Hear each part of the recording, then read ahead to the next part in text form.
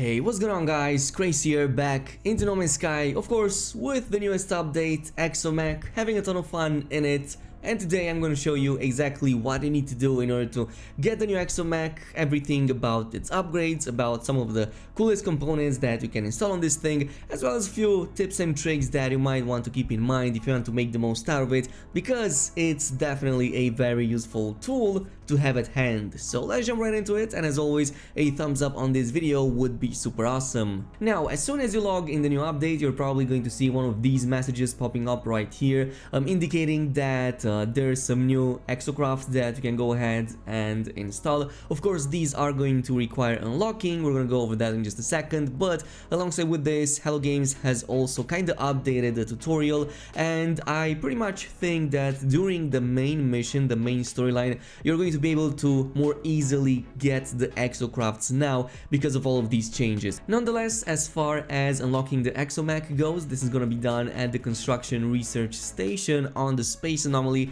at the cost of about 10 salvage data. It's basically the same one that deals with all of the other base parts, so it's really easy to find, but you should also spend like 15 salvage data for a brand new technology called the Orbital Exocraft Materializer, which is basically going to let you summon all of these exocrafts from your freaking freighter. Once you do that, just go on your planet, on your base, wherever you have put that on, and start building the geobay, because this is what's going to unlock your exocraft for you. Of course, if you do that, you're also going to have access to the paint jobs, so this is what I was able to change right here, but eventually I believe we're gonna have access to some cool decals as well, since there have been a bunch of these added to the Quicksilver Merchant. Now, once you have done all of this and the geobay is set, you are ready to actually go on your freighter, and this is where you should build your actual orbital exocraft room that's gonna give you the possibility of actually summoning your exocrafts from the freighter.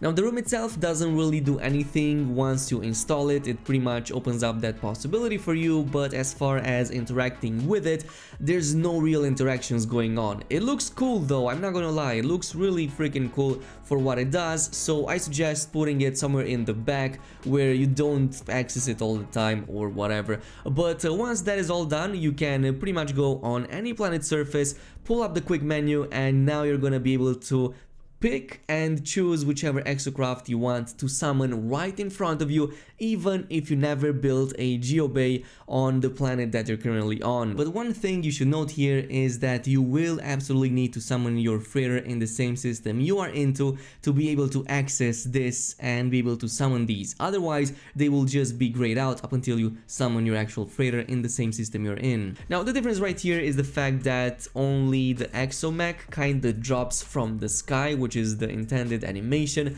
Pretty much all of the other ones have their old summoning animation, which is kind of like materializing in front of your eyes. Now, the next part is going to be a bit more important, because this deals with the brand new technologies that have been added by Hello Games, as well as some of the upgrade modules for the existing exocraft. So as far as unlocking the brand new tech, this is going to be done at Perseus on the space anomaly again, and this is where you unlock stuff like the cannons, the mining beam, the engines, even the one that kinda regenerates your engines during the day. So it's not really like solar panels or whatever, it's probably called something else, but this is where you unlock them for like a few hundred nanites, and you should go ahead and just unlock everything, including the shields. These shields are going to be important for your other exocrafts, not for this one. But once you have done that, you can go ahead and install these on your exocraft, and again, some of these are actually really powerful. I'm gonna cover that in just a little bit, but definitely install everything that you have at hand. Now, the big problem that I had with the new exocraft, and to be more specific with the Minotaur, is the fact that it doesn't apparently seem to support upgrade modules for some reason. So I went on the space station. This is where you actually buy the upgrade modules for your exocraft from the exocraft NPC over there on the left side.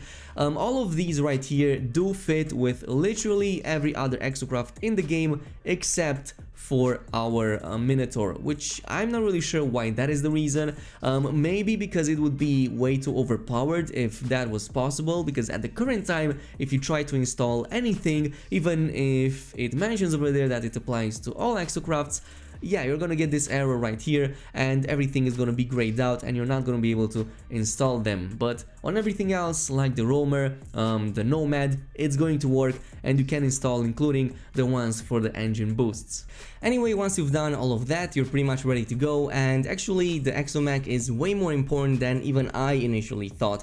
So first of all, it's the only exocraft now that is fully immune to environmental damage. So this mainly involves those severe storms that you get to encounter, making it the only one that can actually withstand them without getting any damage. In contrast with that, pretty much every other exocraft was slightly nerfed, that now they do get damaged by all of that, and you do have to regenerate your shields, pretty much like how you do it with your character, except the decay over here, it's at a much slower rate. What this also means is that this is now the perfect way to actually go in and collect mineral resources, especially ones like storm crystals on very dangerous planets. As a matter of fact, collecting storm crystals just became way more fun and way more lucrative because of this new EXO MECH right here. It can also collect them just like how your character can by simply interacting with the interaction button, so you don't have to exit it or whatever, you can just collect them like that. You can also jump around really fast. I mean, the full upgraded jetpack thrust on this thing is absolutely insane.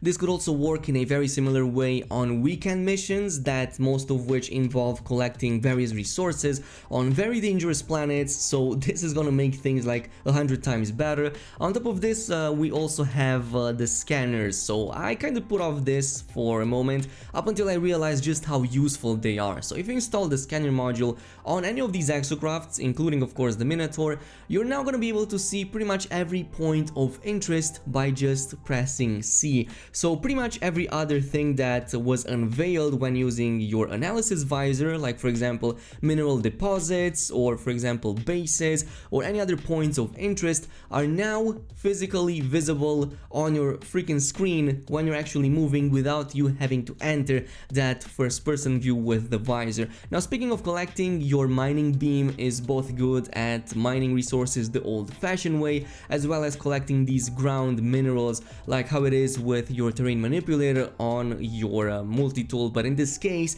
it's much faster, the beam is way stronger, and you collect resources more than 2 times faster than even the best multi-tool in the game. And this also includes doors. For example, if you were to invade, for example, secured facilities of interest, you can go in, knock the doors out, get in, and none of these sentinels can do anything to you because you're pretty much invulnerable in this case. Or well, you take really low damage from them, but outside of that, the environment really can't touch you.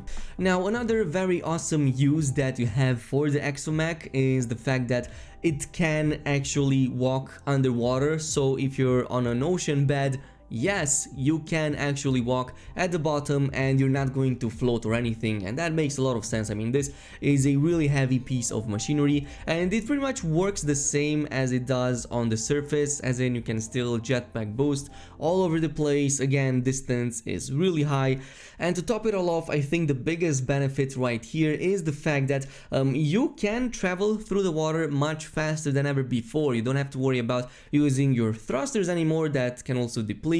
You can just use this thing, travel way faster, way further away, and you don't even have to worry about the oxygen limit. Now, I will say this, there's currently a bug going on that if you exit your EXO MECH while inside the water, if you go back inside of it, the game will still show that you have an oxygen meter and it's still going to deplete. So this is most probably going to get fixed really soon, because it does seem to be unintended. But now, on a final note, the last thing that I'm going to talk about is of course the combat capabilities of the Minotaur exocraft, and I will say this, I'm surprised that it's actually pretty damn powerful. Now, this compared to my multi-tool that's actually from the Atlas Rises era, these multi-tools were never nerfed, so they're kind of like 2 times stronger than pretty much anything you can find nowadays. Again, I didn't feel any less powerful than I was with my character, though I will say that the damage potential on a good multi-tool is still probably going to be way higher than compared to the limited capabilities of your walker.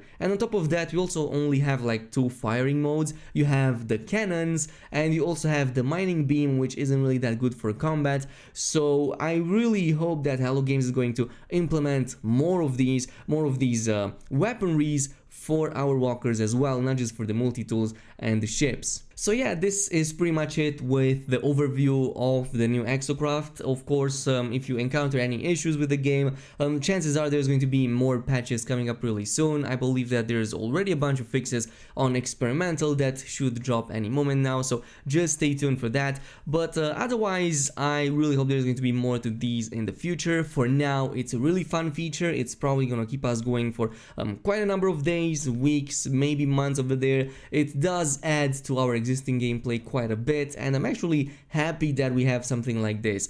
There was a long overdue need for Exocrafts to get a revamp, and I really hope that this is the start of something really awesome. But yeah, this has been it. Thank you so much for watching, and peace.